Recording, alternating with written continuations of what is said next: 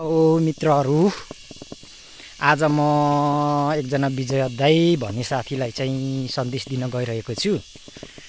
म किन भने त्यो साथीलाई उहिलेदेखि मैले सन्देश दिइराखेको थिएँ। अब कुरा अलिकति बुझेन जस्तो छ हरेक कुराहरुमा। भन्दा पनि अब हिजो अस्ति चाहिँ उहाँले एउटा फेसबुकमा चाहिँ यस्तो फोटो हालेको रहेछ, मकै बारी जोतियो भन्ने कुरामा।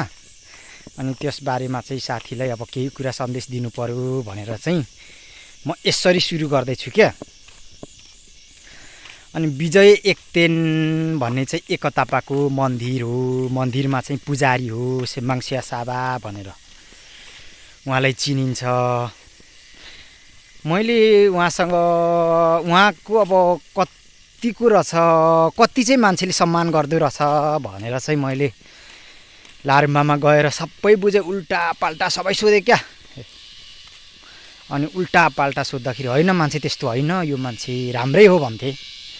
अब त्यहाँ आएर बुझ्दा त्यहाँ चाहिँ अब साथीहरूले सोधिन, तर त्यहाँको चाहिँ उसको चाहिँ कस्तो चाहिँ छ त, त्यहाँ चाहिँ कसरी चलाउँदैछ, कसरी चल्दैछ भनेर बुझ्दाखेरि चाहिँ त्यहाँ चाहिँको चाहिँ कस्तो छ, सम्मान कस्तो छ भन्दाखेरि चाहिँ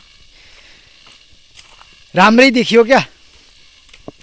अनि फेरि यो मन्दिरमा अब एकतापा मन्दिर, अब यो देउमी पार भन्छ यता इलामदेखि चाहिँ होइन। अनि देउमी पारमा चाहिँ पहिला मलाई चाहिँ कस्तो लाग्थ्यो भने अलिक अब कुरीतिको संस्कारमा चाहिँ अब बढी प्रकोप भएको ठाउँ, क्षेत्र भएको ठाउँ भनौँ न।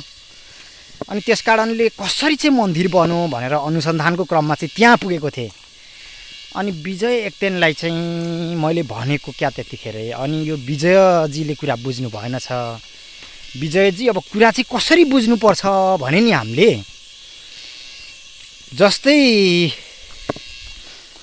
अब तिमी त्यहाँनिर पुजारी छौ, पुजारी हुनुहुन्छ, तपाईँ त्यहाँ पुजारी हुनुहुन्छ, तपाईँले अब सुरुमा कसरी बुझ्ने भन्ने कुरा नि, म भनेको एउटा मन्दिरको पुजारी मान्छे हो, जसले गर्दा मन्दिरमा पूजा गर्नुपर्छ र त्यहाँ गाउँलाई रक्षा गर्नुपर्छ। र अब गुरु गुरुआमा हुन्छ नि त, त्यसको निर्देशनबाट आउनु भएको हो। म चाहिँ उहाँहरूको चाहिँ मान्नुपर्छ, आदेश मान्नुपर्छ। तपाईँको जीवनभरि पुस्तौँ पुस्ता त्यतिसम्म मात्रै बुझ्ने हो क्या। अनि अर्को कुरा के बुझ्ने हो भन्ने कुरा, सामदाङ्गेन वारुमदामसा भन्छ नि जुन शब्दी गुरुलाई, त्यो पहिला मलाई अब अस्ति पनि फेसबुकतिर हालेको थिएँ। त्यो मलाई मनराज बुवाले, मनराज बढीवाले भन्नुभएको क्या। त्यो गङ्गे अङ्कल हुँदा हुँदै अब त्यहाँ खै गङ्गाले पनि काम दिन्छ जस्तो छैन, अब तिमी चाहिँ गएर शब्दी गुरु बनेर आऊ, यहाँ एकजनाको आवश्यकता छ भनेर। तर त्यो त धेरै, तिमी शब्दी गुरु बन्नुभन्दा पनि धेरै वर्ष अगाडि हो, गङ्गे नै हुँदाखेरि भनेपछि आफै कुरा बुझौँ न। तर म चाहिँ किन गइनँ भने नि अब मन लागिराखेको थिएन, अब अझै पनि अब मन लागिरहेको छैन। किन त भन्दाखेरि एक आध्यात्मिक भाषामा हेर्दा चाहिँ त्यो चाहिँ रोकिएको नामधेक लाथे यापाङ हौ भन्ने हुँदो रहेछ। भौतिक हिसाबमा हेर्दा चाहिँ अहिले ठ्याक्कै के तपाईँकै जस्तो घटना घट्छ भनेर। अब तपाईँले त्यहाँनिर अब ज्योति दिएको थियो, रिस उठ्यो ब्लाङब्लुङकै, अब त्यो के पो भिडियो सिडियो बनाएर फेसबुकमा पोस्ट गरिहाल्नुभयो। आवेश आयो नि त त्यो खालको। त्यो भनेको एउटा राक्षसीपन हो नि त। त्यो कसरी चाहिँ राक्षसीपन हो भनेर म अब एकछिनमा भन्छु। त्योभन्दा अगाडि चाहिँ जस्तै सामदाङ्गेन वारुमदाङसा भनिन्छ नि, साम भनेको आत्मा हो क्या। वारुम भनेको चाहिँ सामदाङ्गेन भनेको चाहिँ सामदाङ्गेन, साम भनेको आत्मा, दाङबा भनेको चाहिँ उसको धनी क्या। सामदाङ्गेन वारुमदामसा भनेको चाहिँ आत्मा धुने व्यक्ति है। सामदाङ्गेन वारुमदाङसा भनेको चाहिँ आत्मा धुने व्यक्ति भन्छ क्या त्यसलाई चाहिँ। त्यो के पो नेपालीमा चाहिँ कन्भर्ट गर्दाखेरि चाहिँ त्यस्तो हुन्छ। अनि तपाईँ भनेको त मान्छेको आत्मा धुने मान्छे। अनि तल अब त्यो के पो बारी जोतियो भन्दैमा अब त्यो के पो ब्लाङब्लुङकै अब यसरी अब पोस्ट गर्नु हुँदैन साथी हेरौँ होइन। किनभने आफ्नो त्यहाँ समितिहरूले भन्नुभयो नि, समितिहरूको पनि आफ्नै त्यहाँ काम हुन्छ क्या, कतिखेर चाहिँ विकास गर्ने भन्ने कुरा उसको त्यहाँ पक्षमा रहन्छ। अनि के चाहिँ गर्ने हो भने तपाईँले अब भयो नि, अब तल धेरियो, अब तपाईँको बाली नाली बिगार्यो अथवा सुनाएन सुनायो होइन, सुनाउँदा पनि ठिक छ नसुनाउँदा पनि ठिक छ। अब सुनाए पनि ठिक छ नसुनाए पनि ठिक छ है। अब के गर्ने भन्दाखेरि हतार हतार मन्दिरमा जाने क्या। अब के गर्ने भन्दाखेरि अब तपाईँले रिस उठ्यो भने यसो भन्ने क्या, बरु त्यहाँ धुप बालेर पूजा गर्ने। ल मेरोमा चाहिँ अब शरीरमा मेरो शैतान आएछ, ल यो शैतान चाहिँ हटिदियो है, मलाई एकदम रिस उठिरहेछ, मेरो आगो त्यो के पो यो मनमा चाहिँ यो जिउमा पुरा भकभक रिस उठिरहेछ, आगो आइरहेछ, मलाई चाहिँ हे युमामाङ देवी यो हटाइदिनु भनेर चाहिँ मन्दिरमा गएर हतार हतार चाहिँ धुप बालेर पूजा गर्ने क्या। साम्य हुने, फोटो खिचेर चाहिँ त्यहाँ के पो उसमा त्यो पोस्ट गर्ने होइन होइन। अनि नम्बर 2 चाहिँ अब ठिक छ, अब के गर्ने भन्दाखेरि होइन त्यो तपाईहरुलाई त्यो के पो अब ठिक छैन, अब ठिक लागेन अथवा के गर्यो, अब यो साथीहरुले चाहिँ काम बिगारिहाल्यो जस्तो लागेको हो भने चाहिँ फेरि गएर पनि धुपै हाल्ने होइन। अब यो साथीहरुले चाहिँ काम गर्यो, अब यो मलाई भन्दा पनि यो बाली नालीलाई चाहिँ पकाउन दिनुपर्ने, नपकाइकन चाहिँ साथीहरुले अब काम बिगार्यो। जे भए पनि हे अब यो माङ धरती माता अब बाली नालीको धनी हुन्छ नि, त्यो हामी नेवाङ्गी गर्नु कारण नै बाली नालीको धनी छ र त हामी पूजा गर्छौँ। तपाईँ चाहिँ नरिसाइदिनु, यो मान्छेहरूले चाहिँ अन्धा मूर्ख छन्, यिनीहरूले माफ गरिदिनुहोस् है भनेर धुप बालिदिनु पर्छ क्या। हो त्यस्तो चाहिँ हो विजयजी, त्यसरी चाहिँ गर्नुपर्छ क्या। तपाईँले चाहिँ यो काम एकदम उल्टो गर्नुभएको। मैले अनि एउटा कुरा के ल्याएको सेवा साभालाई ल्याएको सेवा साभा ल्याएको होइन क्या, तपाईँको भागले गर्दा चाहिँ हो त्यहाँ चाहिँ हो त्यो ठाउँमा चाहिँ पुग्नु भएको।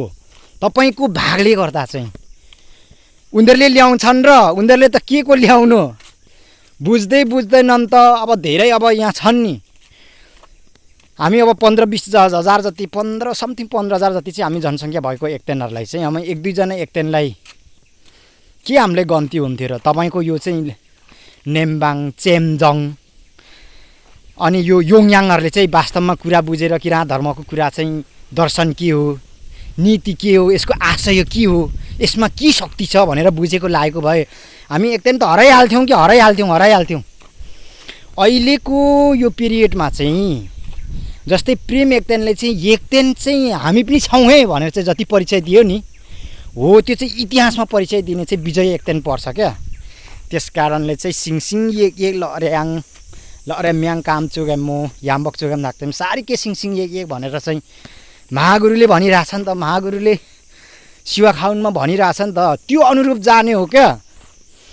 अब यसरी आवेशमा आएर तर अब त्यो तपाईँको त अब त्यो यसरी भिडियो हाल्नु यो काम गर्नु भनेको चाहिँ अब योजनाबद्ध होइन। अब आवेशमा आउँदाखेरि काम गरिहाल्यो, त्यसले गर्दा मात्रै माङले एकदम माफ दिइरहेछ क्या तपाईँलाई होइन। अब जस्तै अब धेरै मान्छेहरूको त कस्तो हुन्छ भने अब योजना एकर्डिङ टु योजना प्लानिङ हुन्छ नि त, प्लानिङ अनुसार हो भने त अब तपाईँ अब अस्ति त्यो ठगेन्द्रे जस्तो तपाईँ चाहिँ अब सिधै देवदण्डमा पर्नुहुन्थ्यो।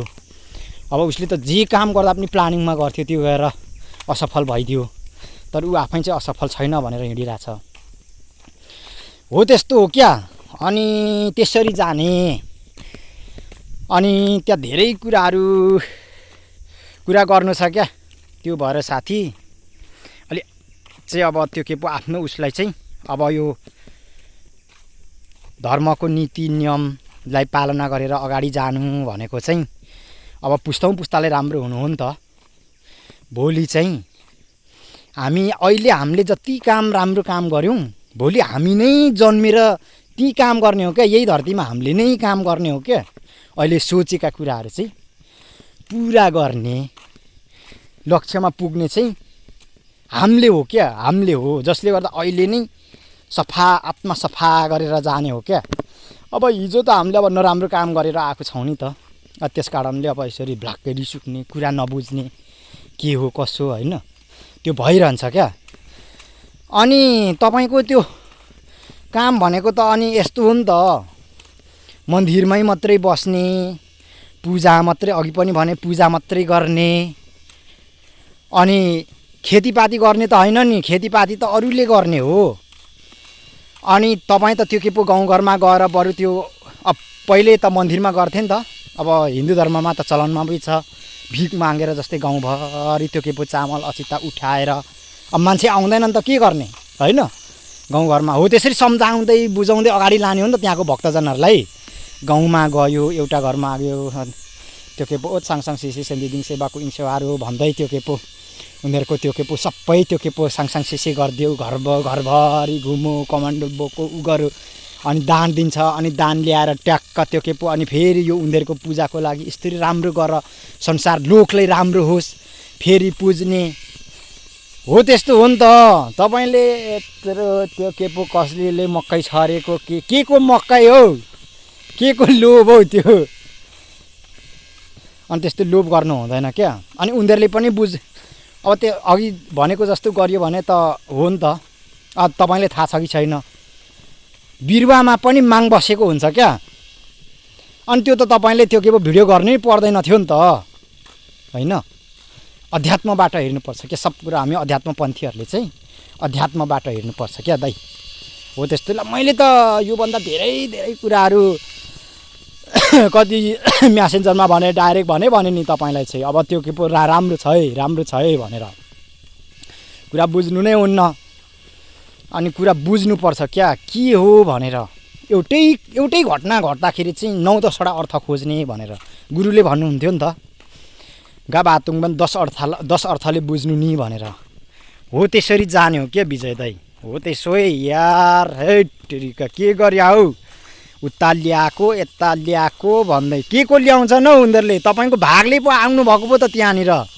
भागले क्या तपाईँको भागले त्यसरी उनीहरूले लगेर त्यहाँ जाने भए त मान्छे कति आउँछन् अब योभन्दा पछाडि त मान्छे मन्दिरमा बस्छु भन्ने मान्छे नि कति जन्मिन्छन् साथी हो अब अहिले यो हम्मा गरेको छैन बन्द भइराखेको छ अथवा कुरा बुझिराखेको छैन र मात्रै पो त हो त्यस्तो कि अब हाम्रै एकदिन केटाहरू 3-4जना भाइहरूलाई म देखिरहेको छु कति अध्यात्मवादी भएर उनीहरूले पछि धेरै कुराहरू जान्यो भने त बिहे नै गर्न छोड्छन् कति केटाहरूले सम्झाउन चाहिँ 4-6-7 ताल मेरो मनमा आइसक्यो तर अहिले रोकिएर राखेको मात्रै क्या भरे भन्दै के फ्याट्टै भनी पठाइन्छ र उनीहरूले बिहे नै गर्दैनन् कि जस्तो चिन्ता लाग्छ क्या हाम्रो एकदिनमा पनि त्यस्तो साथीहरू आइसकेको छन् कि अहिले साथीहरू चुपचाप छन् अहिले त्यस्तो विकास अहिले समयले त्यहाँ पुर्याइसक्यो क्या हामीलाई त्यस्तो क्या समयले हेरेर चाहिँ अगाडि बढ्नुपर्छ है विजय सर त्यस्तो है एकाताप्पाको पुजारी